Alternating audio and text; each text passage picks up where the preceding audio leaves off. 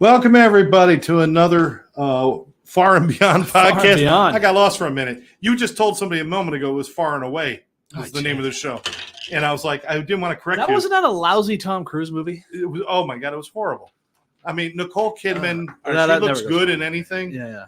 But no. Tom Cruise made some good movies.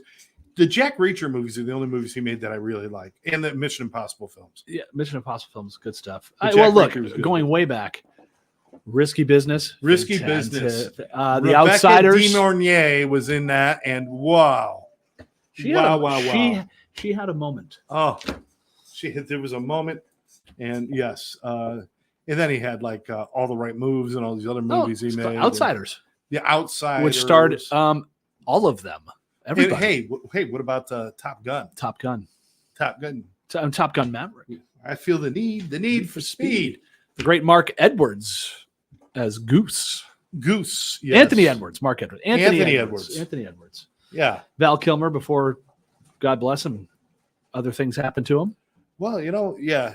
He got strange and then he got sick. Strange and then sick. And he didn't get sick, or he didn't get strange because he was sick. No. He was already turning strange. Yeah. He had some stuff, kind of a Johnny Depp kind of like went a little too far into a few of his characters. I don't think he ever came back from Jim Morrison. I don't think he ever came back from Top Secret. Well, Top Secret, great movie. The horrible film. Oh, it's fantastic. That was so terrible. It's like that and Real Genius, his first two movies, which were awful and amazing. Real Genius was good. Real Genius was good. Pure 80s beauty. Why are we talking about this? We're Oh. talking about Far and Beyond, brought to you by Farr, brought to you by Sober Life Studios and One Brother, One Sister. We're talking about this because today we're going to be talking about stuff from the past that's no longer here and toys that we played with when we were young that have been not just eliminated, but banned. Banned. Like horrible things. Now, first of all, I'm going to make there's hail hitting our window right now. So It's almost like snow. This is awesome. We're going to hope we're going to get through this podcast. If not, we're going to get together another day and film it but if it stays on, it stays on. If you see the lights go out in a big flash, send help. Yeah. All right. So if we look like fried chicken. Yeah. If we did look that way, it is quite possible we were playing with a toy that was called Mr. Lightning Rod. Atomic Energy Laboratory. Oh, Atomic Energy Lab. My father actually had that. You know how sometimes you get the kits where you can create a transistor radio. Mm-hmm. You put the transistors together. This was actually, they wanted people to be able to do chemical reactions and different things. The atomic. Unfortunately, there was actually uranium in the product. It had a Geiger counter. The whole point, you had my father told me about this. And he had a Lionel train set, which had a missile car on it. So it was like those missiles from back in the day, in the 50s. And I think he coated or put the radioactive material from his atomic kit in the engine compartment of that. Wow. And so when we go by, you could Geiger counter it. So it was like he made his own nuclear missile. That is so cool. You know what? I mean, back in 1950, they were still amazed at atomic energy and all this stuff. And they said, hey, we all want to keep track of our kids. What if they glue in the dark? What if they glow in the dark? And they would all be good. Yeah. So that was 1950. One year they pulled it off, actually having real uranium and actually being radioactive. Yeah. A radioactive toy. A radioactive toy. But it literally came with a Geiger counter. Now, that's one of those ones that we can't argue with. I mean, there's like some of these ones I'll argue. Yeah. It's like, teach your kids, if something breaks, don't put it in your mouth. Well, you mean like the mercury that came out of the thermometers? How fun was that stuff? Oh, we used to play with it. Yes. We didn't eat it. It was like the little Terminator 2 guy in real life. It was like little balls of mercury. You'd hit it and it'd break into small little balls and you'd push them all together, make one big one. And my fingers still work. Oh my God. Another toy that's like the magnetics. Do you remember Magnetics? Yes. The board, you put the beard and the hair and all the stuff. Yeah. Yeah. And it's all these. Oh, no. That's not it. Magnetics was all these little like balls and sticks that are all magnetic. You put them together. Okay. And you're like an erector thing that you put it all together. But it's all magnetic. And I guess because it's small, kids would swallow them. Total choking hazard. It's a choking hazard. But the good news is if they do put that in their mouth, you could stick the kids on the refrigerator. That's right. You don't have to put pictures on the fridge anymore. Just put your Let kids. them eat some of the magnetics, then you just stick the kids. Yeah, let them hold their own art on the fridge. Yeah, I mean that way you don't have to change the picture. They'll Yeah, age right there. Age right and there. it'll be That's perfect. great. But Better yeah, than that was video. something that they banned. How about you? Did you have any that you loved when you were a kid that no longer around? I was fortunate to have really great neighbor. We had a great neighborhood, and my next door neighbors were older. We were like the younger kids. We were like the next younger generation in the neighborhood. Yeah. And they were all kids of we were kids in the 70s, and they were all kids of the 60s. So we had access to all the original full-size G.I. Joes, all the different toys, the old AFX racetracks, all those amazing toys, slot hockey, electrostatic football. We used to just go to town. We had so much fun. There was all these great toys, all the G.I. Joes with the Kung Fu grip, right? All of them looked like Ronnie James Dio. Yeah. Because all the middle fingers would break out. The Right. thumb and the trigger finger would stay for some reason. It was a weak point. So all of them had their two middle fingers gone. I remember having Johnny West. Johnny Quest. No, there was Johnny West and Johnny Quest. There was two different ones. It was Johnny West, like the Johnny low, West was low a cowboy. grade. He was a cowboy. John.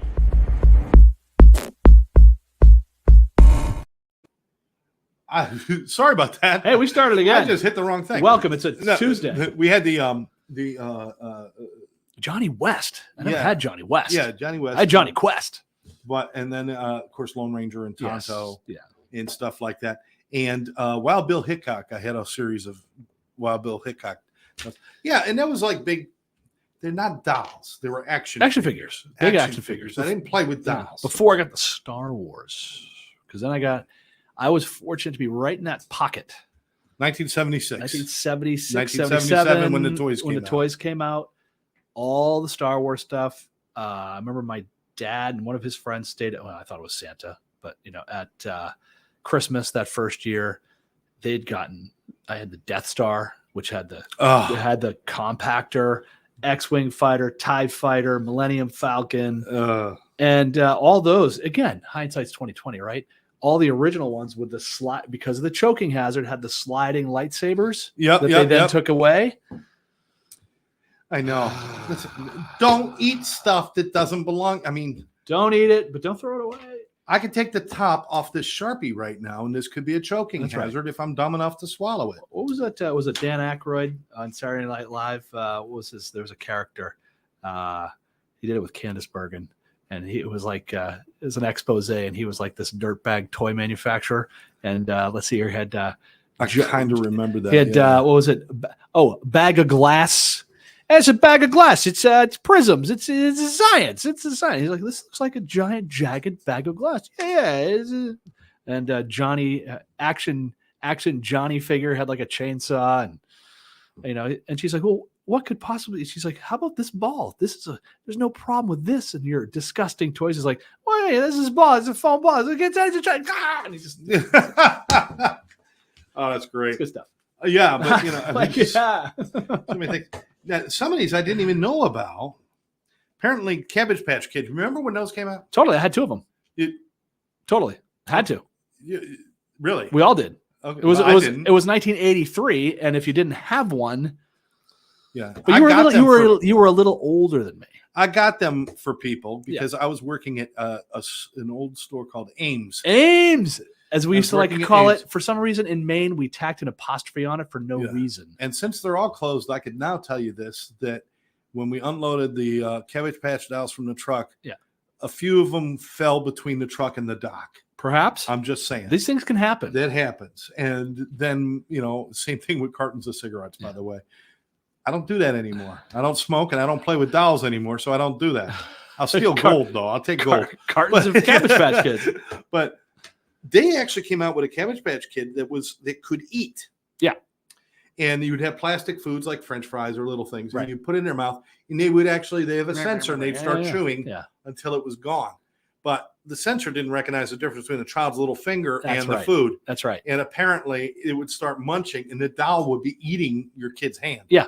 Yeah, and that didn't work out well. Parent's nightmare. It's like Chucky before Chucky was around. I think it was like the diaper genie. It just kept pulling it in. Yeah, and it wouldn't stop. And it would catch your hair. And one parent, but they got rid of that.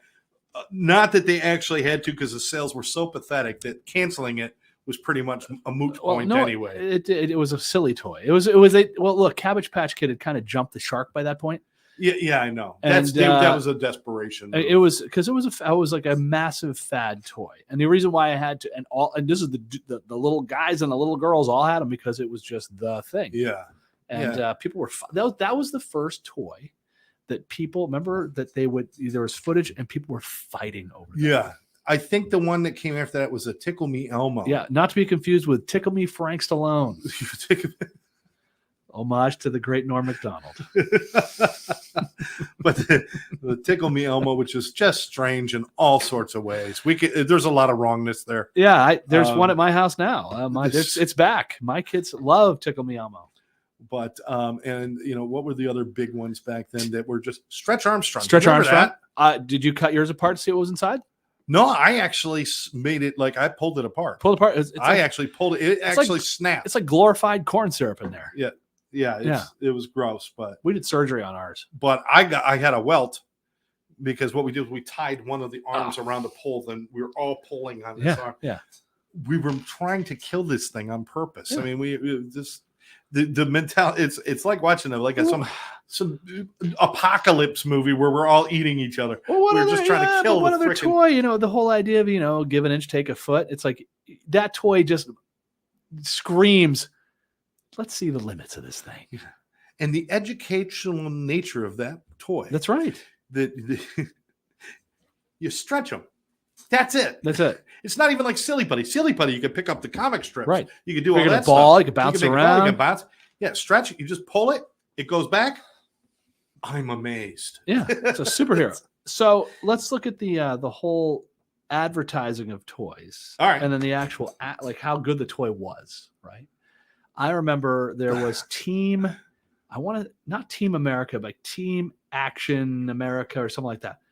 It was this dirt bike. It was like an Evel Knievel kind of thing, but it wasn't Evel Knievel. It was like dirt bike, and the dude had his white outfit and helmet and cape and whole 9 yards. And, according to the TV commercial, this motorcycle, you revved it up and off it went. It was just a regular rev up motorcycle thing, but this thing could jump mountains and this and that. Yeah. And then I and as a kid, I'm like, this is amazing. And I got it. Didn't do any of those things, but I still liked it for a bit. I actually saw an old ad, saw the ad for it. You can go on YouTube and find ads from the 70s and 80s. I'm like, even the ad, I'm 7.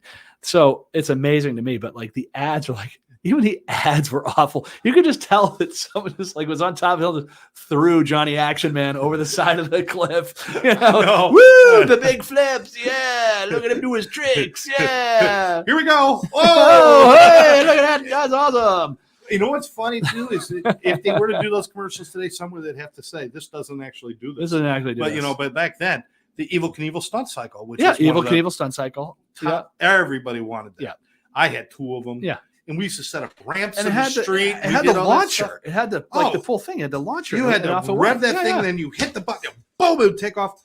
And it always jumped great, but it never landed the way it did on the commercials. No, oh gosh, no. It never landed. 1 out of 100 times you might get it to land. Yeah. No, it hit the back wheel and it's off its spun. But most of the time you see it, it's like he's jumping the buses in the football stadium. Yeah. But really the reality is it usually ended up being more like jumping Caesar's Palace. More like the ending of most Evel Knievel's endings. What they should have done is had body parts snap off when he landed. That would have been really right. Or Evel Knievel's ambulance set. But hey, speaking of the 70s, I saw Star Wars at a drive-in. Oh wow! As a kid in the Bangor drive-in, which was wicked cool. That's where I saw Star Wars, and it was a double feature. With what? With what? Are you ready? I'm ready. The Evel Knievel story starring George Hamilton. How about that for a creature double feature? Get in your pajamas and hang out in the front seat and watch that. That was by no means a great film, but it's enjoyable to watch. It really is enjoyable to watch. George Hamilton is just, I've had the pleasure of meeting him and having American dinner treasure. with the guy. He's a great guy.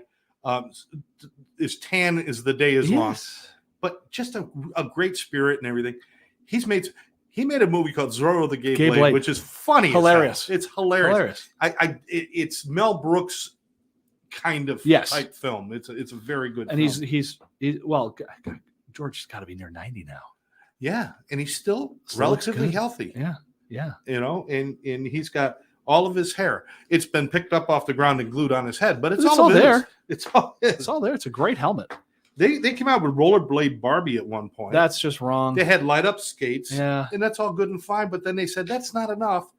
Let's do this. When you pull it across a flat surface, let's have sparks shoot out the back. I love it. And that's what they had kids playing with the sparks coming out. Do you remember getting the guns? I mean, first of all, you used to buy lots of toy guns. And then the machine gun ones would have the machine gun sounding action, and some would have the sparking, the little mechanism, and that would shoot the sparks up the front. And if you had one of the good ones, you'd have to pull it back, and then there was the Johnny Tar Heel. It was like that subcompact machine gun thing. Yeah, that was great that was good for a game of guns. That was a game. We played guns.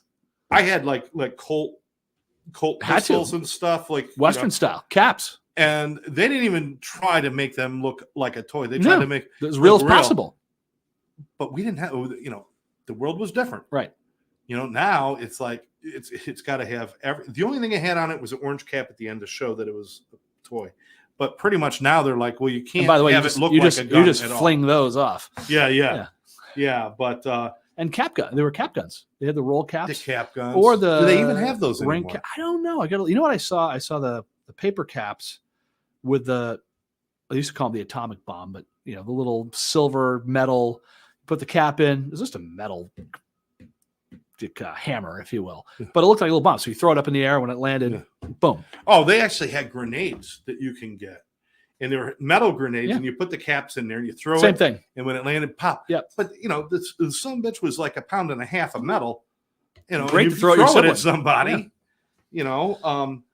Yeah. So the rollerblade Barbie. I liked the divorced Barbie. Which was my favorite Barbie doll. It came with Barbie, her car, her clothes, and all of Ken's stuff. Oh yeah, but it was all cut in half. The dog's cut in half. Everything. It's not good. Jarts. We talked. Jarts. Jarts were lawn darts. They were what, a foot long? The needle was a foot long. The dead end, the deadly end, and it was all metal with plastic tail feathers. It was like a real dart, 5 times bigger. Yeah, and it probably weighed a pound and a half at least. And I think it was aluminum they used, but it was still, when you threw it, the object is to throw it halfway across the yard. Yeah. And have it land in a hoop. And like a dart. And while you're throwing them, it's like horseshoes. Everybody's standing around this hoop while you're launching projectiles in the air that can impale somebody. Yes. Yeah. We learned our lesson with Jarts. True story. Our neighbors had a camper in the back of their house that was used as a camper, but also during the summers, we'd just hang out. It was a cool place to hang out. And we played Stratego and games like that. Well, we were messing around with Jarts one day. We're just flinging them up in the air. One arced it pretty well, and it landed on the roof of the aluminum. Those old campers were metal, aluminum. It impaled. That's how we learned about what. And then it's like 3 days later, it was on it. But the Jart went through the roof of the camper and stuck right in. Wow! I was like, oh, I guess that could happen to our skull. But you didn't think about it. No, I think we didn't have helmets. No, we had banana seats. We used to go off jumps with banana seats. That alone, probably has sterilized more men, than anything else on the planet. And the jumps themselves were of such high engineering. 2 cinder blocks and a piece of plywood that's halfway rotted through with nails still sticking out of it. You had the cinder blocks. We just used wood from the wood pile, and then you'd build the ramp with the wood, and then put the plywood on it, and then you'd lay out logs like buses to see how many you could jump on whatever device it was, skateboard, bicycle. And then it only got good is if whatever you were riding, you sprayed with either a bunch of lighter fluid or hairspray and then touched that on fire. And then if that wasn't interesting enough, forget it. Just light the whole jump on fire. Yeah, that's fun. But you would take your Babe Ruth playing card or your trading card and put it in the spokes. You mean that Harmon Killebrew rookie? Yeah, never. The one that if you had it today would be worth $3.5 million. But it made a great sound. Oh, it sounded great. But we build those ramps and somebody would go to step on it. We're like, no, don't step on it. It'll collapse. but let's ride the bike over it. Yeah, well, it was physics, right? You had to have some give in the ramp, so when your front tires hit, it didn't blow out on you. I mean, that's the same. I mean, this is the same group of kids. When we're done doing all that, we go out in somebody's swing set, and we would do our damnedest to get somebody to go all the way around. Try to go all the way around, which actually technically is impossible. But it was only good if you were able to pull the footings out of the ground as you were swinging. As whole thing started. Where was our sense? It was good sense. It's how you learned. Where was our sense? I'm like careful walking downstairs now, you know? That's because our spines might collapse. Probably for jumping off bikes and ramps and jumps and, you know. We never thought about the dangers of that. I can't tell you how many times I've gotten concussions and my friends are like, oh, you were knocked out. Oh, really? Okay, let's play football. We used to call it getting your bell rung. Yeah, getting your bell rung. Oh, geez, you get your bell rung? Oh, yeah. Here's another great toy. This was back in 2007. 2007, they were dumb enough to do this. They had a CSI fingerprint kit, which sounds interesting. Yes. You know, do fingerprints and stuff. Unfortunately, the most lethal form of asbestos, which is tremolite asbestos, was used in the powder. The dusting powder. So they were giving people the most lethal form of asbestos to do the fingerprints with in 2007. We just used to play with it in the utility closet in my third grade classroom.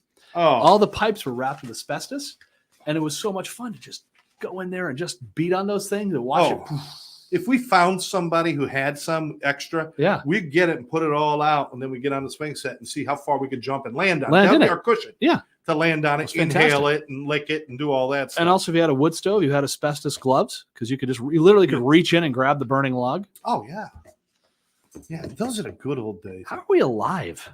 I don't know, but I weep for today's kids that they don't get to experience some of the things we'd experience. In not so much this dangerous way of no, the dangerous part's the best part. Giving them radioactive materials or the aqua dots, which were actually little dots that you would put on. You would put colored beads and create designs. And what would happen is there'd be a chemical reaction. But that chemical reaction created GHB. Oh, even better. And kids would ingest it, and several kids fell into a coma after eating them. Oops. You're not supposed to eat them. You remember they used to come in a tube. You had a tube and a straw. This is sounding nefarious already. Had a tube and a straw, but it looked like a little paint, like a paint tube. But it was a rubber compound, and that you would take the straw, you'd squeeze out a gob of this rubber goo and put it on the straw, and you would inflate your own balloons. Yes, I remember those. That what was that called? Plasty something. Plasty something. But it was again some horrifically toxic. Yeah. Oh my God. And you could smell it coming out of there. I mean, we're talking about that smell of rubber cement when you get too much in your nose. Times 5. Yeah. It was some chemical. And it was multicolored, so it was all cool and all of them would look different. But it was like, oh yeah, well that'll kill you too. It's like, oh well, look cool, and you could light them on fire. Is he catching a trend here? I didn't see this, and I never had one of these, but apparently back in, I'm looking for the year here. It was, they had a glass blowing kit, like a take-home family glass blowing kit. I got so much material on that here. I'm just going to leave here. You're blowing into a wad of molten glass. It's like, hey, kids, let's play with real lava with our. That's right. That's, I don't know. No, really, the floor is lava. Yeah, the glass needs 1,000 degrees Fahrenheit to reach a softening point. Somehow they created a take-home glass blowing kit where you could heat the glass to 1,000 degrees. I don't know how. I don't know how. All I could think of is like, and like all those things had like everything was action or this or that. It was like Johnny glass blowing and Johnny firewalking kit and Johnny Tommy machine gun and it's like it was all everything was full action, and why not the realism of the world, right? I think they're just preparing us for careers in the trades, because think about it, we had erector sets, I had this one, I had the I-beam. It was like an I-beam set. I mean, it had all the Legos. Love the Legos. Speaking of choking hazards, no one ever talked about Lincoln Logs. Love Lincoln Logs. How many school projects did you make? Frontier cabin. Yeah, I know. Here's my diorama. It's a cabin, except this one I got moss from outside. That's the roof, huh? Oh yeah. And you make your little You had the Lincoln Log House, and then you had the I took the moss out of Mom's special garden that I'm not supposed to go into. That's right. It's got all those funny smells and leaves. She smokes it. Yeah. When I did little Abraham Lincoln's bonfire, the classroom was real happy about it. But and then remember the fence were made out of popsicle sticks. Yeah, exactly. Split rail. But then Lincoln Logs, they're still available. Oh, they're fantastic. But they're not wood anymore. You can get wood. They're plastic. You can get wood. You can? They do. They sell the classic version wood. I know. I got some for my kids. Classic version. They don't play with them, but I do. They had a gun called an Austin Magic Pistol. It shot balls out. The ball's about the size of ping pong balls. But it didn't shoot them with air. Didn't shoot them with rubber bands or springs. It used a chemical reaction. Even better. My kind of toy. It was. It used magic crystals, which was made from the compound calcium carbide, which is dangerous. Yeah. And it would explode when mixed with water. And using the force of the explosion, the gun would launch a plastic ball 70 feet or more. By today's standards, this would be considered a weapon. Yeah. And awesome. But apparently, if you did it wrong, the explosion would blow up the gun in your face. Well, I mean, that's what. So I remember two great things. First of all, fireworks, even though they're completely legal in Maine, we had a lot of fireworks around. Yeah. Roman candles. Remember Roman candles? Yep. And so Roman candles, of course, says right, place in ground, light, and run away, right? No. We used to hold them in your hand and run around in circles, and either or shoot it at each other, and which they would sting a little bit. You get a good little burn out of it, but what would happen sometimes is that it gets charged, and the back end would blow out on it. That's what you had to worry about. And the other thing, do you ever make a rip off the igniter from a grill and make a potato launcher? No. Okay. So that was the PVC pipe, and you got all the apparatus at a hardware store. You drilled a hole in it. That's where your igniter went. Like the stopcock on the back of it, plumbing. So you'd screw this all together. You'd put the stopcock, unscrew that, put the potato in, and then you'd spray hairspray in, like fill it all up, put the stopcock in. People do, yeah. Ignite it, and you would blast. I mean, you could blast a potato 200 feet. Well, we've done things when we used to be able to get M80s, which were quarter sticks of dynamite. Yeah. And we would light 4 or 5 of them all at once, put them under a garbage can. Boom. Launch that son of a gun. And then when you were done with it, you'd throw them in the garbage can and watch it blow up, and you pretending you're blowing up Oscar the Grouch. And a friend of mine blew 2 of his fingers off with one of those. I think he was the model for the Johnny for G.I. Joe. He was a rock and roller. It used to be, hey, now it's hey. So, but we miss, you know what? Today, we've lost something. And this kind of leads us into a little bit of a more serious note. Yeah. But not entirely, because I'm not in that mood today. I'm not in the mood for a podcast. Yeah, we're please don't expect. We're serious, but not that serious. Addiction, mental health, all those things are serious problems. But some of those problems are actually created through isolation, absolutely, and other things like that, which we didn't have when we were kids. I'm not saying we were healthier, but in a sense we were, because we had more of a sense of community, a sense of self where we belong and stuff like that. You don't gain that on a video game at home. You don't gain that through meeting people online. You have to be out and interacting. So we're missing out on a lot of that today. And we're seeing the result of that as more and more issues with depression, anxiety, certainly more issues with addictions and alcoholism and other things. I would love to see it get back to the days when all the kids get together and they play football in the sand lot, and they or they get together. We used to have Monopoly marathons. Absolutely. They would last entire school vacations. You mentioned Stratego. I don't think you ask any kid under 16 if they've ever played Stratego. Ask somebody under the age of 40 if they know what the game Stratego is. How about Risk? Risk. You remember Risk? Yeah. Which was one of my favorites. World Domination. Yeah, played. That's what we played. World Domination. Yeah. And everybody wanted the secret to the whole thing was you had to have that little Russian peninsula, Kamchatka. You really did. You had to hold it. That would hold the universe for you. It's like Monopoly. Get the railroads. Yep. And then everything else follows. Get the railroads, and then you pick up Baltic, Ventnor. You're right. Pick up the Mediterranean, the 2 crappy purple ones. Everything after Go. Those the 2 crappy Oriental. Ones, so the purple Vermont, ones and the light blue ones are the ones that you want. And then you slumlorded it. Yeah. Until then you can make a move for the greens. And then what you want to do is you want them to hit yours where they got to pay you a little. Yep. But they don't have a little because they spend all their money buying Park Place and Boardwalk, which you're you're putting hotels on them. and your you only probability hit is those once very every rare. 15 times That's around. right. That's right. So it's but the point is this: listen, we're still talking about it like it's Because yesterday. This is an important part of development. Yes. Is doing these things. So this does tie into mental health and addiction and all the things that we work on our daily lives and helping people. But is that a key component to what we're missing in this world right now? I think we talk about that is the fact that how do we connect and what does connection even mean now? Right? Yeah. And it was and again, we don't speak of this like, the halcyon days and this and that. And boy, if it could only be this, well, you're never going to have what was again. But you got to look at the lessons of what it was to help inform your present. Yes. Right. And I think what it is, and we see this, connection is key. Human connection is key. And I'll make this is the Far and Beyond podcast. And this is a very far related thing. I've had the pleasure of, and Scott, you can talk about this too, as a trainer, as an educator, and as a group facilitator, as am I. My favorite work is when I'm with people. Yeah. And getting around the state, and I'll do a little shout out to my friends up in Northeast Housing Alliance up in Jacksonville. Went to this fantastic consortium, if you will, and advocacy and everything around sober living in Jacksonville at this beautiful residence, which is recovery residence. Amazing guys in recovery there, and had this great about 35 of us on the porch, and it was and what got me, I rolled up.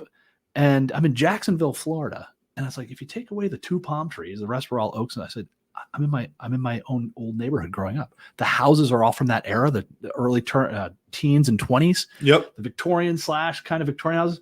And I was like, oh my gosh, this is the house I grew up in. They call this some of the salt box. Salt box. We used to call them the Bangor box, but yeah, there you go.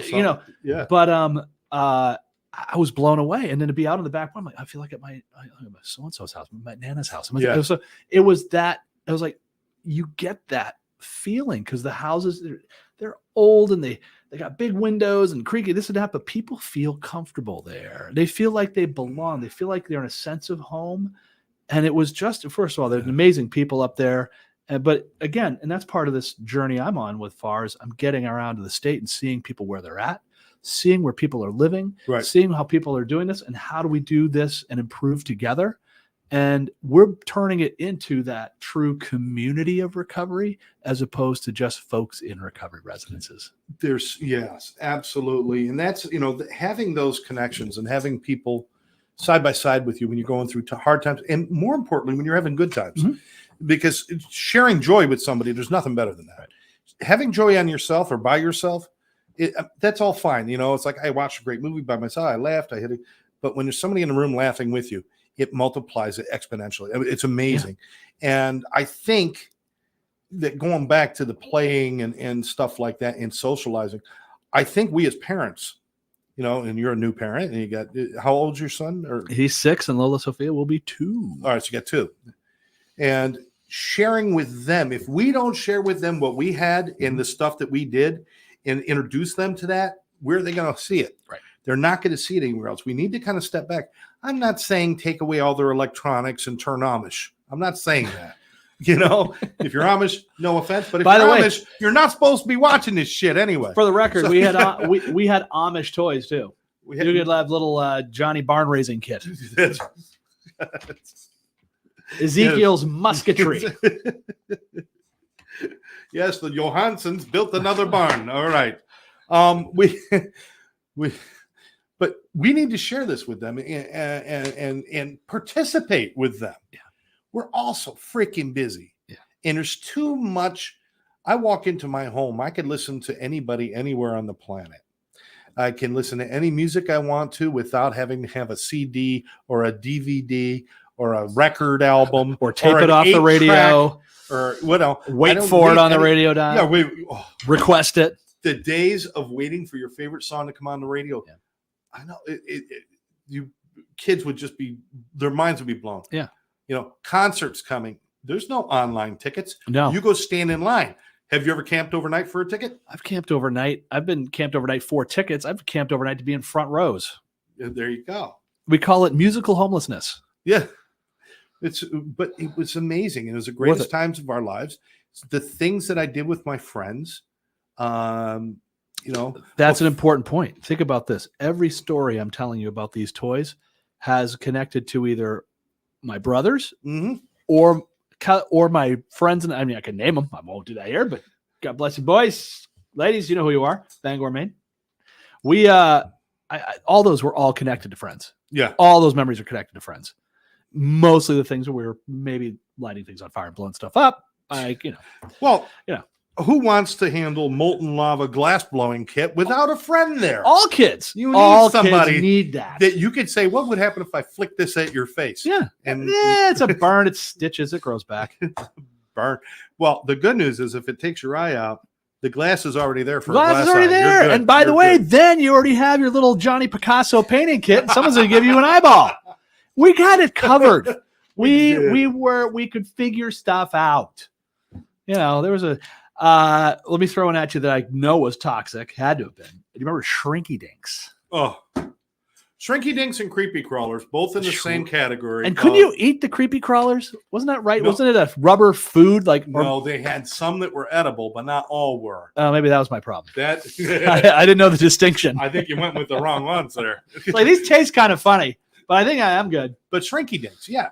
Put it in the oven. It's plastic. You color it, and then it shrinks down to a smaller version of the same thing you put in. So you buy something so you can decorate it and then make it really small. Yeah. I'm sorry. That doesn't make sense. Yeah. Wait a minute. Here we go. The ultimate toy that every kid had with our age, sea monkeys. Sea monkeys. Yes. Brine shrimp. It's freeze-dried brine shrimp. Yes. But we were like, where's the crown? Where's the little trident? It's in the back of the Boys Life magazine. Stuff from the back of Boys Life magazine. Oh my God. Well, they always had the joy buzzers. Joy buzzers. They always had the gags. Got the gags. Poo, but you remember the rubber vomit. They always had the advertisements for the military schools. Yeah. that your parents are going to send you to. And the Mr. Atlas. Charles Atlas. Sand in your face guy. Dynamic tension was his technique. And by the way, it was real. He was actually not a bogus thing. No, that was real. But it was, you just had to do it. That was the whole thing. But the other part, what was the one that was it? Oh, I always wanted it. But I don't know the physics of it. Do you remember the hover car? The kid on the hover car, little black and white photo. Get your own hover car kit and photo. And apparently you could do it with a vacuum cleaner engine. Yeah. I know. That eluded me. I know. Well, the hoverboards are now things that people use. Now they're using these wheeled hover. They're calling them hoverboards. A lot of those have been discontinued because the batteries, they're a fire hazard. They blow up. And, well, you know what that was? That was early because those really were hot about literally 7, 8, almost 10 years ago now. And if you think about it, that's when they were really getting small batteries good, like lithium ion and all that stuff. Yeah. And they would, if you had your old phone batteries, those things would heat up major. Yeah. I remember there was a point when some airlines would not allow certain brands of phones on their planes. Right. Because people would just put them in their carry-on or something and then they blow up. Yeah. Vapes, the classic, the old, some of those, the older versions with the big old heating elements. Those, again, batteries and stuff improve. But there was actually, that's one of our prevention things back in the day was that, we've had people's faces blow up because of their batteries exploding in their vapes. Because it is a lot of it's like a cigarette, guys. Kids, don't smoke. Don't smoke. You're putting hundreds of degrees of burning embers inches from your face. Don't smoke. Don't smoke. Pick up glass blowing. Yeah. Why smoke when you could do home glass blowing? There we go. Or do magic dots and make your own GMH. That's not good. I'll tell you. It's just so much. But the key is we talk a lot about helping people with Farr especially and One Brother and One Sister with the trainings we do and everything. But we spend a lot of time talking about fellowship, and there's a reason for that. Is that it's not just about strength in numbers, but it's about the joy in the numbers. That's right. And it's about sharing your journey with somebody else. I always think of when you go down the path of mental health or the path of addiction, and you're heading into the deep dark woods. And that's what it's like. It's like walking away. Your family's all out, and they're out in the field, and they're having hot dogs and hamburgers and noodle salad. They're having a great time, and we walk away from them because of our addictions or whatever. And it's like walking into the woods and walking away and disappearing. And you go deeper and deeper, and you're all alone, and you're falling down, and you're falling into crevices, and you're getting torn up by thorns and pricker bushes and everything else. And after a while, you get so deep in the woods, you look around, you're scared, you're cold, you're lonely, you're tired, and you just want to stop. You want it out. But you don't get airlifted. You got to walk out. The good news is that when you try to walk out from your addiction and from whatever you're in, you're walking with purpose and clarity, which means you're going to walk better than you did get it. When you went in there, you were stumbling and fumbling and falling. So the journey you took in, it could be so much faster coming out if you know what you're doing. And the cool thing is as you're coming out, you'll see other people all walking that direction too. You say, hey, listen, I'm trying to get out of here too. Let's work together. And let's go. So that way, when you hit those crevices and those little valleys, you can help each other. And that's what fellowship is all about. It's about having people around you to support your journey. And there's so much joy in that. It's like the tail of the mountain, right? As you begin a climb, you don't know because you haven't seen. Right? Yes. Once you reach the top, you have seen, and you can never unsee. And on your way down, you now have that experience, and you're there to help those on the way up. Mm. And so, I mean, I know it's a simple metaphor, but if you physically have done that, I've climbed a mountain or two in my day, scaled a lot of rock, and that to have that relationship with the nature of it, but also the relationship with the people around you. And those with the experience to help guide you. And as you get stronger and better, you're going to be able to help somebody else. And that's a lesson, not only in the recovery space, but I think that's one of the essences. We've gotten very selfish. I think we've gotten isolated. Yeah. That's for sure. Selflessness is the greatest sense of being selfish. If you have your sense of self in place, then being selfless is as natural as can be, because you know the limit of how much you can give of yourself without giving yourself all away. Right.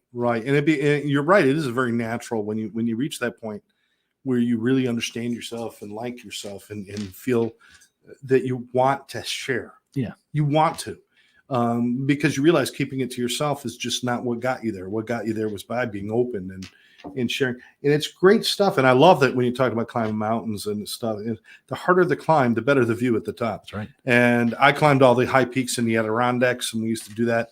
That's where I spent my summers, was climbing, Marcy and Algonquin and all the high peaks. And Mount Marcy, so awesome. New York. That place is amazing. Oh, yeah. I remember we climbed Marcy, and that's where they had the Olympics. Yeah. 1980 Olympics. And Mount Marcy and 32. And then you had Whiteface, which was right there. Whiteface. Where they skied, which is always, I don't care if it's July, that place has ice and it's 38 degrees. It's freezing. No, we climbed all the time. I think it was Whiteface we climbed. And I did not realize we went with my father. We were younger. And it was a passion that me and all the Jones boys shared. We loved climbing. Yeah. And this was a hard climb. And we got to the top, and I'm like, wow, this is what an accomplishment. And I turn and I look, and there's a freaking parking lot up there. Yeah, people drive a restaurant. Yeah, in cars. And I'm like, Dad, you son of a bitch, we could have drove up here. Look, I'll tell I love to climb, but don't tell me that there's a highway. We have a famous mountain in Maine and Acadia, and it's not the highest. I mountain, love Acadia. Beautiful. But Cadillac Mountain is a famous motor road, right? But I used to do as a kid, and then I used to lead trips up on bikes. Now on bikes, it's a bugger. I mean, it's 3 miles. And you're climbing uphill to get to the base. Then you go uphill. And it's the way the road curls around. It's a long. Oh yeah, long. It's all uphill. Uphill. Yeah. And there's hairpins on that where you swear you're just turning back into yourself. But anyways, and I'd always tell, I said, guys, when you get to the top, don't go in the gift shop doing that. You just know what you've earned. And I, at the end of it, this is a few years ago now, but you're going to kick cars and stuff because people are just not paying attention. And it's like, these are kids that are working harder than anybody. Yeah. They're really creating something that usually don't do this kind of thing. And you got people honking at them and stuff from us. It's like, and I've, there's a movement to just ban cars in that national park. Like if you come here, they have a wonderful transportation that's sponsored by LL Bean called the Park Hopper. It's like, they should just have that, because cars, in those natural environments, and I've been to a lot of national parks, and we are the biggest enemy of the national parks. Not because of the people. Well, a lot of people do dumb things, but it's funny. Like you go to Yellowstone, which is amazing. 90 was the statistic they gave was like 98% of the people that visit see less than 2% of the park. Yeah. And I've done backcountry there and this and that. And you got to watch out for falling into holes that will boil you alive and things like that. It's a pretty cool place. Yeah. But, and bears are real. But once you get out of that sort of tourist zone of it, the place just gets desolate. It's beautiful. It's incredible. And it's great to be there's a great thrill to know that the landscape can kill you and animals can eat you. Literally. What bothers me though, that's true. What bothers me is you take some people and you put them in a museum and they're looking at art and they're like being quiet. Yeah. And they're not eating a candy bar and dropping wrappers on the floor. They're being respectful of the building and of the art and you put them out in nature. Talk about the greatest art landscape ever. It's our cathedrals. The world. And they're dropping shit on the floor and the ground. Chasing animals and this and that. They're just breaking branches when you don't have to. It's disrespectful. Yeah. And, I can only say that people who do things like that I feel bad for them because they're not getting the full experience. Because if you really felt the full experience, you wouldn't dare do anything like that. Yeah. You'd be respectful. There's places in nature that literally are so inspiring. They bring you to tears. They do. I mean, that sense of awe. I mean, the first time you go into Yosemite Valley and see that open up for the first time, you're beyond comprehension. Absolutely. Of what you're seeing. Just think about. I mean, where we are here, and we're blessed, brother, to be minutes from the beach. Yeah. Pretty much. Where are you? You're up in. I'm in Hope Sound. I ride. I can literally, if I had an arm, I could throw a stone to the ocean across the intercoastal. But I'm literally a bicycle ride and not a hard one. And I'm a 5 to 10 minute drive from the beach. Yep.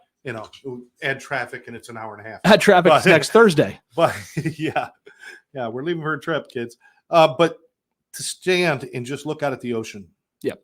And understand the magnitude of what you're looking at. The amount of life within that body of water, the things that we don't even know yet. Yeah. I mean, we're talking about unexplored pieces of our world. Yeah. And it's so humbling, and I'm not sure why we're on this, but these are parts of the things that you experience when you live in a recovery lifestyle where you really honor all things around you and about you and in you. And that is it's beautiful. It's beautiful. Whereas I used to sit on the beach and get drunk.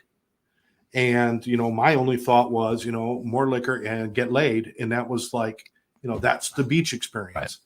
And now I got two things I love at the beach. I love to sit and be quiet, listen to the water and look at it. And I like to watch people set up umbrellas in the dumbest way possible that the first gust of wind is going to take it and skewer the couple from New Jersey down the way. Which is highly entertaining. But the selfless in you goes and helps and sets it back up. No. It depends. Are they cute? Well, depends on if it skewers the right person. I didn't turn into Gandhi. I just say well, speaking of that though, remember, you still see it, but like cigarette butts were part of every sandcastle as a kid. I mean, you literally make the fence out of cigarette butts, little cannons.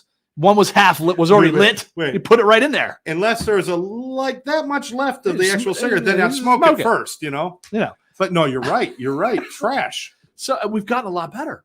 I mean, think about that. I was thinking about all these toys, and half the toy was the packaging. Oh, yeah. Which it still is. I mean, it still is. Nothing's changed. And, crappy toys are still crappy toys. You go to any Walmart, which is now America's Toy Store. You don't have toy stores anymore. Toys R Us. KB Toy. Toys R Us. The big department I want to be a Toys R Us kid. Yeah. We used to have Child World in Saugus, Massachusetts. That was a big road trip from Maine. If you had someone going you're going to Child World. Oh, we had hobby stores too. Hobby stores. You go in, you buy, remote control cars and model kits. Play hobby everywhere. You did hobbies. Yes, we did hobbies. We did things, kids used to get together and race their Matchbox cars, and I love that. all sorts my of son loves stuff. Hot Wheels, and you know what? Do you know what? Hot Wheels are most still kids, a bargain. Most kids wouldn't know what to do with a Frisbee if you handed it to them. They don't know how it operates. Right. They look for the buttons. I don't throw a Frisbee well. I've never thrown it. I love Seriously? throwing Frisbee. For some reason, either the way I mean, it's like I can throw a Frisbee, but like some people are just, maestros and throwing the Frisbee. I grew up with a kid in Liverpool, New York, Paul Wanuga. Paul Wanuga went on to become a Frisbee champion. It's so cool to watch. And when he was young, he and I would play, and he would just do stuff. Yeah. And he'd just spin it and boom and throw it behind over his back, this and that. and just do the bounce, boom, boom, Yeah, boom, yeah. and then throw. And there were kids that could do that. I'm like, you guys are awesome. I would do my best just to either stop it with my hands or my forehead. As long as that's what I did. Well, we used to play Ultimate Frisbee. Yeah, love that. Love Ultimate Frisbee. Greatest game. Speaking of that, I mean, this is, and again, it all comes back to what we talk about here, right? Making connection. And, your house is your family, your residence is your family, the people you meet, that's your recovery journey. Doing these things, they seem so. Let's look at the barbecue a couple weeks ago, right? Yes. And we had groups of young people and some older people. I'm ready for another one already. Look, for what I'm hearing, they're happening. It's like, let's make this happen, guys. So, but not in the middle of May when it's 97 degrees. We'll wait till we get a little cooler. But I'm thinking Fall Fest. Farr Fest. Farr Fest. Fall. If you say it and you can say it, you get a prize. Farr Fest. It's the freaking fabulous Farr Fest. Freaking fabulous Fall Fest. Freaking fear. What? We gotta have Halloween there. Farr Fest. You get your candy corn. Yeah. Well, that's like something Ozzy would show up to. The Fall Fest. Fall Fear Fest. Fall Fear. Bats. Look, we're gonna have October show of all the stuff that was supposed to kill you at Halloween.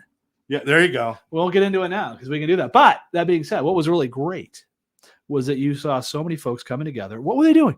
Just sharing a meal, listening to tunes, having a good time. Literally would be willing to go with a goofball like me to be flinging rubber chickens and cheese balls and shaving cream. You can ask questions later. With glee. And people were breaking off in these groups, not with the people they came with, but with other new people, and say, "Hey, let's go play volleyball over here. Let's play volleyball. Let's go. I think there was a frisbee. I think somebody was throwing a frisbee. We had some cornhole. There was different things going on. Throw a football. Forget a football out. People love throwing football. My God, Everybody throwing football with my dad and playing catch with my dad and stuff. And I didn't do it with my kids as much because they weren't into it. I will say I love my son plays baseball with, but one of my favorite. We all played. I wasn't a football player. But you all played football, right? I mean, my sport was hockey, but we still all played football. And our football coach, like the high school, was still everybody's coach. Yeah. He was still coach. You might not have played for him, but it's still coach. All the coaches were your coach. And but I remember when it's like 84, I guess 85 maybe. And what was the Van Halen Jump? The song Van Halen Jump. Well, we had on the old boombox, right? Yeah. And we would time receptions to when David Lee Roth would say, jump. And you just make some great, and you make some ridiculous, because they used to do that on TV, the highlight reel. Oh. They used to put the highlight reel to music. Yeah. And so we do our own little highlight reels. Yeah. We used to take 8mm cameras and we would do a Star Wars movies. Nice. And me and my friend, and it was Don Friedrichsen, went on to become a professor at Cornell. It's excellent. But Don and I, we used to make these movies, and we would have laser blasts and stuff. So what we do is after we filmed it, we get the film developed. Yep. That's what you used to do. Take it somewhere, and they made the film work for you. Then you reeled. And then we unreeled it. And we took frame by frame, and we scratched the laser. Right. Into you make the lasers and lightning. And then and then so we did all that. And you could splice it. Splicing tape. Fun. If you didn't have an X-Acto, you had a splicer, which was basically an X-Acto on a little cutter. But if not, you just did it with an X-Acto, and you would splice the tapes together. That's how they recorded. I don't want to go back to caveman times. I'm not looking back. I don't want to be Grizzly Adams or Jeremiah Johnson. All I'm saying is that sometimes we have to realize that if something can think for us, it's not always the right choice. time. Think for yourself. Use your imagination for creation. Do smart things with these smartphones, not dumb things with smartphones. How about taking the smartphone and saying, where can I find people doing this activity? Right. And go do something. Go do it. Instead of saying, where can I pretend to do this activity? Or where can I go to take a picture of myself doing this activity? I'll go bowling on my phone. It's not nearly as fun as going bowling with friends. Right. You want to laugh? Go bowling with people. Because everybody thinks that they are going to be like, they're going to bowl a 300 game. We're all terrible, but here's the best thing. And then they get all excited and blow it in the first frame. Everybody that bowls, when they go back to, and it's always generally a year or two between a bowling. Yeah. So that everybody remembers how much they like bowling. Yeah. Even you the whole time you stupid. I don't want to do this. Stupid. You get there, and within minutes, you're just like, okay. You cool. know, the You're sound. into it. You keep it score. They got all this cool shit too. It'll tell you how fast your ball's rolling. Exactly. Just, and then it's like mine tells me it's in the wrong lane. I'm like, well, it's going to knock something down. But when you walk into bowling alley, no matter where you go, there's a familiar smell. There's a familiar sound. There's this, all of it. Yeah. It's like this, you got the shoes, the polish, the stuff. It's an experience. Yes. What it is you're smelling old feet. You're hearing rocks hitting wood. That's pretty much what it is. But it's beautiful. Yeah, but it's music beautiful to my ears, I guess. I like. We should do Flintstone bowling barefoot. Barefoot with a rock. That'll be. You know what? We're out of time, brother. No. Yes. I love it. Yeah, we got about 3 minutes left to wrap everything up. Why do we talk about all this stuff today? We're just saying that things are different. And if we want to get some of that stuff back, we don't have to go backwards to get it back. If we did, those toys would kill us. Yeah, we don't have to go backwards, but we need to bring some of that stuff forward with us. It's not about going backwards. It's about keeping some traditions that actually help people, help their creativity, help them to bond with others and to do things and to build self-worth and self-value. And it's important. And that's part of one of the things that Farr makes sure that is going on in the homes that they're working with, is that these homes are adding value to people and that there is a strong fellowship within those homes, not just a flop house. That's right. And that's important, right? Look, and I say this in group, and it's so important in a recovery resident space. The value of that program is the value of the people that are in it, right? The four walls are the four walls. Now, look, I've been to a lot of great programs out there, and these are beautiful spaces to be in, but it's the people that understand what's happening there and the people that live there and how they create that home environment for them and their brothers and sisters. That's what makes the difference. And, our board president said the other day, and we say this too, it's like recovery doesn't happen in treatment. No knocking on treatment, but recovery happens once you are living your life, right? And you are living in a space that is, it's Maslowian. It's not rocket science. If you have a safe, attainable, comfortable place to be where you're surrounded by people of the same mind doing the same things, that's where the magic happens. And by the way, if you throw in a game of Stratego or if you find some jarts, all the better. That's right. There it is, guys. You can go to faronline.org. You can email them at info@faronline.org or call them at 561-299-0405. Ask questions about what they're doing. Ask about good, legitimate, serious, sober living situations if you're looking for one. If you're in a place or you're starting a place or you have a place and you're not FAR certified, call them. You're going to find out the benefits far outweigh the little bit of work you got to do to get it done. So far outweigh. Far and beyond. They outweigh things far and beyond. It is far and beyond. Far and beyond Lee. Far and beyond Lee? Farley. That's right. Chris Farley. We do it very Farley. Wow. Could you believe we blew an hour? We do that. We can do that. We do that with the best of them. We do that. And, thank you for blowing through this hour with us. We appreciate you. And please like the show, share it with your friends, subscribe to the channel if you're watching on YouTube or anywhere. Oh, and chat homework. And homework. You heard a lot of toys and a lot of experiences in that past hour. Please, in the comments, write in some of yours. We'll definitely share them on our next one. And worst case, we'll get a great kick out of it. Yes, if we miss something, if there's a toy that some sort of exploding animal toy or easy bake oven. The easy bake oven. There you go. Nothing like a high wattage light bulb to burn brownies. This goes back to Seinfeld when Kramer wanted to make your own pizza, stick your arm in a pizza oven. That's it. And but anyway, That's it for our show. You've been watching Far and Beyond. I'm Scott. Micah. And we've enjoyed spending our time with you. We hope you enjoyed spending time with us. We'll catch you next time. Thanks, Bye-bye, guys. everybody.